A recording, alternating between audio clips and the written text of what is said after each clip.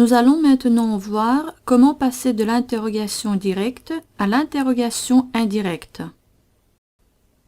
Comparons les interrogations suivantes. L'interrogation directe.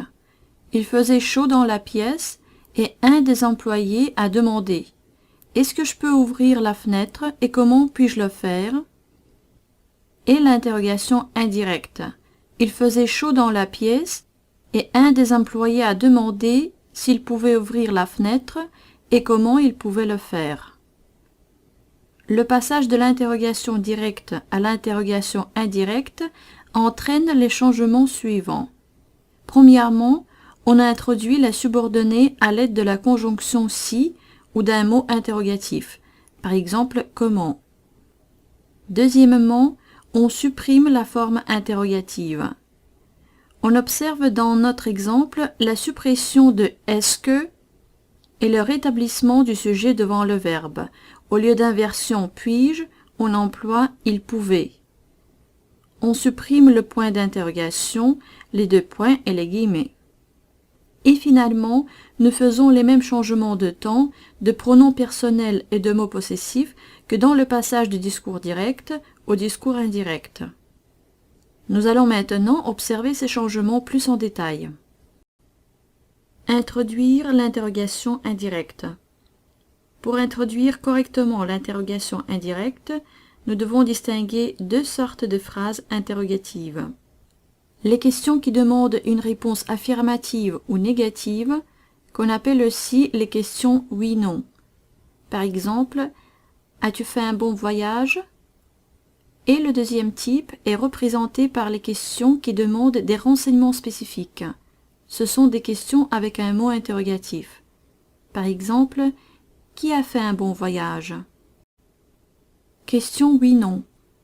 Une question exigeant la réponse oui ou non dans l'interrogation indirecte est introduite par si.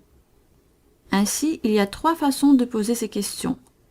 En utilisant l'intonation, elle m'a demandé « Vous connaissez les chansons de Barbara ?» L'inversion, connaissez-vous les chansons de Barbara? Ou est-ce que vous connaissez les chansons de Barbara? L'interrogation indirecte pour ces questions est toujours introduite par si. Elle m'a demandé si je connaissais les chansons de Barbara. Question avec un mot interrogatif.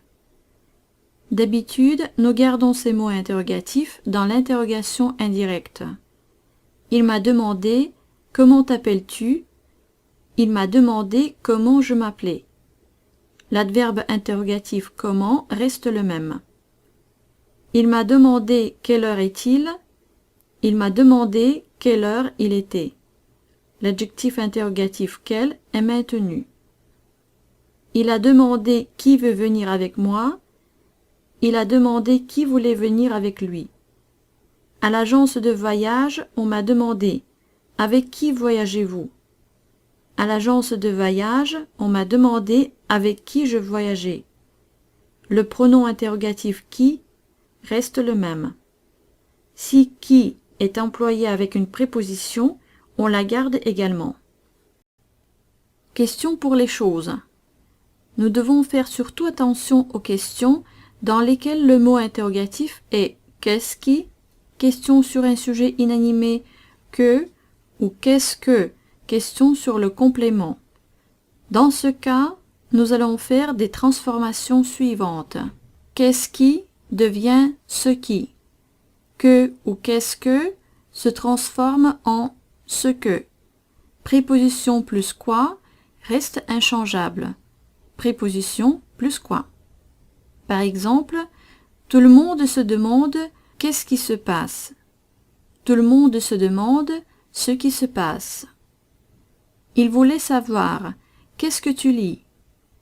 Il voulait savoir ce que je lisais. Il m'a demandé à quoi s'intéresse votre fils. Il m'a demandé à quoi s'intéressait mon fils. Faites attention. Ne dites pas « je ne sais pas qu'est-ce qui est dans la boîte », mais plutôt « je ne sais pas ce qui est dans la boîte ». Ces changements sont obligatoires et à l'oral et à l'écrit.